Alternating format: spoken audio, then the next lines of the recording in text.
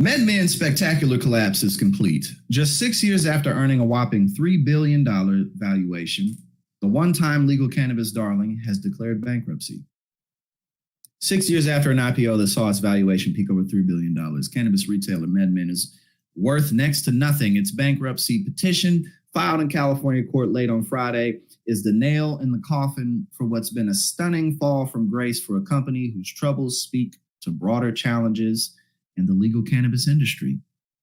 Quote, MedMen has been dead men to most investors for a long time. I mean, I don't really know exactly what the hype was supposed to be about with MedMen. I've been there before, but I don't know. I mean, sometimes when things are super hyped up, after a while, like it's either normal or it's not that great. So that would be my guess on what happened to this, because there's so many retail stores in California, and it's still a whole bunch of like low-key underground stores that aren't federally regulated. Well, now, of course, they're not federally regulated, but you know what I'm talking about, that are just more on the low. Like, there's so many options for weed in California. So it kind of makes sense for one brand to not, especially if you're seeing like it's if it was overpriced. Because I think I do remember that too. Well, that makes sense then. You know, again, when you're in an oversaturated market, hype isn't gonna last that long. Y'all got MedMen in Washington, Ariella? Or are you talking about those like underground low-key shops?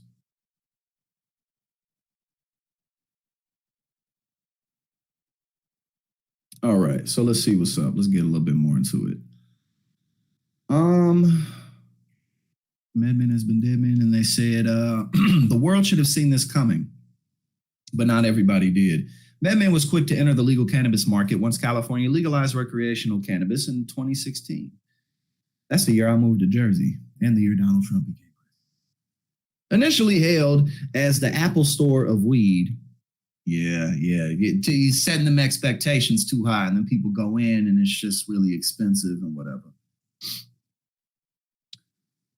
Let's see. The Apple Store of weed. MedMen retail stores incorporated sleek branding and a high-end design aesthetic.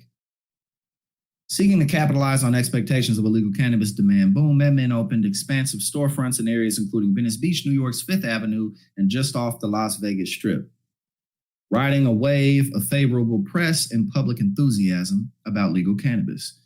Led by co-founder Adam Bierman, who launched the company when he was in his 20s, MedMen went public in 2018 at just above $3 a share, and hungry investors sent its share price to more than double that by the end of the year. Encouraged by its early success, MedMen set its sight on scaling up. It took on hundreds of millions of dollars in debt and pursued a massive $682 million merger with competitor PharmaCann. But the deal fell apart after the Department of Justice announced it would investigate the merger on antitrust grounds, and MedMen struggled to pay back its. Oh, here we go. This, in addition to, again, being overhyped, when it really comes down to it,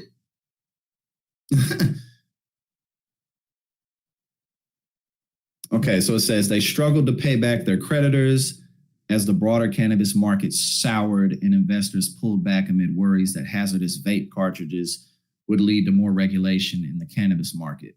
Quote, they went public in 2018, and by the time we got to 2020, MedMen was in big trouble.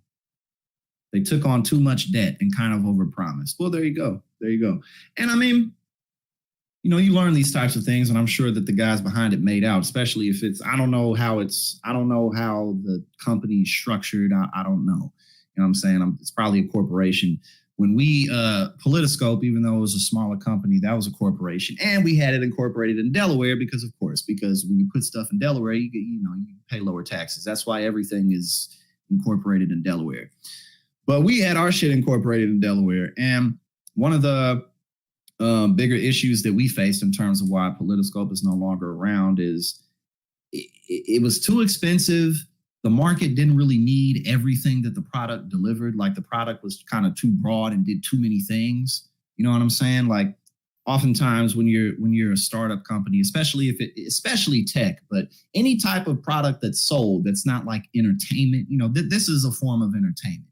Anything that's not really a form of entertainment, that's like a solid product, you really want to start as simple as you can. You don't want people to think that you're going to give them all this stuff, because even if you can give them all that stuff, you're a new business, you're a new product. So consumers don't really want to think about too much. You know what I mean? Like, you got to keep things simple. So that's definitely one of the biggest mistakes we made in terms of bringing the product out. And then ultimately it was too expensive. So that's a lot of what our issues were too. MedMen stock tanked throughout 2019, losing 92% of its value as the retailer struggled to keep up with high tax payments and compete with unlicensed sellers who undercut its prices. Yep, and there we go. See, again, like the market's just, it's so big. The pandemic generated a boom in demand, though, giving MedMen and some other cannabis retailers a lifeline through 2020. Yeah, I can't even, unless you're already a big chain, I don't really even, what's the point of opening up more shops in Cal? Man, I am always blown away every time I go to California. One, because, let's be serious. California is fucking awesome. Let's be serious. I love the East Coast. My life is out here. California is it's just great. The weather's amazing, typically. And then you got kind of, North Cali and Southern Cali are a bit different with like the landscapes and the climate. It's diverse. It's just cool. You got beaches. It's cool, man. The food is awesome. Food is great in LA too. Like, I feel like up here in the Northeast, like New York, Jersey, you get kind of more of that authentic food, you know what I'm saying? Like authentic Puerto Rican, authentic Caribbean, whatever. You get these big ass platters, but like in LA, you got like the fusion food going on. Like in LA, you got, man, some of the best food I've ever had is in LA. And it's like all fusion type of stuff. Fritz, we got Fritz in the building. What's going on? How you doing today? But yeah, man, California is great. I'm looking forward. I'll probably be there in a month or two, because I'm gonna go on vacation with my girl, and that's probably where we're gonna go. We might go somewhere else. We'll probably go to Cali, but we'll see. But all of that shit was going back to me basically just saying that I'm always blown away in Cali, because it's like, it don't matter where you at. You are 5 minutes away from a weed store. They're everywhere. Ultimately, though, it wasn't enough. At one point, MedMen operated 25 branches across the country. And that's another thing that can happen too. Expanding too quickly, which I'm sure was one of the biggest sources of their debt. You know what I'm saying?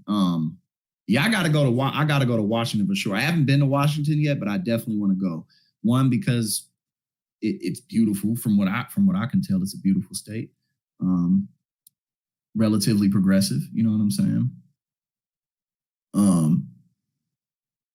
You said not in Sacramento. I haven't been to Sacramento. I've been to LA a bunch of times, and I've been to San Diego, but I was kind of just passing through San Diego's so beautiful. And I've been to Santa Rosa, which is in Northern California, which is where The Birds was filmed. Alfred Hitchcock's old movie, The Birds, was filmed in Santa Rosa. Ain't nothing to do in Santa Rosa, but it is quite beautiful. They got like wine vineyards and shit out there. Ain't nothing to do though. All right. But yeah, 25 branches. Like, you start off and then boom, let's open 25 stores. Nah, man, that's too much. That's too much. But that's the type of stuff that you learn along the way. Especially if you're an entrepreneur that's kind of constantly, not necessarily constantly, but that you're going to start some new stuff. You know that you're going to be involved in more things. This is the type of stuff you learn along the way. You learn to not take on too much, and to be as simple as you possibly can. You only want people to think about one or two things. Deliver something really well, then expand. Don't try to give people everything at once, because even if you do a good job at it, it's just something about the way that human beings work. Like pretty much with everything, you got to go slow, like you got to pace things out. Real shit takes time. But it's definitely an interesting look. And I think lessons that all of us can learn, especially for those of us who are either entrepreneurs or involved in startup businesses. But actually, when I went to Santa Rosa, I went to it was some type of like weed festival. But this was before I moved out here. This was in like 2015. This is like 2015 when I went there. It was some type of a big weed festival. And it wasn't recreational yet. So if you didn't have a med card, you couldn't really do nothing.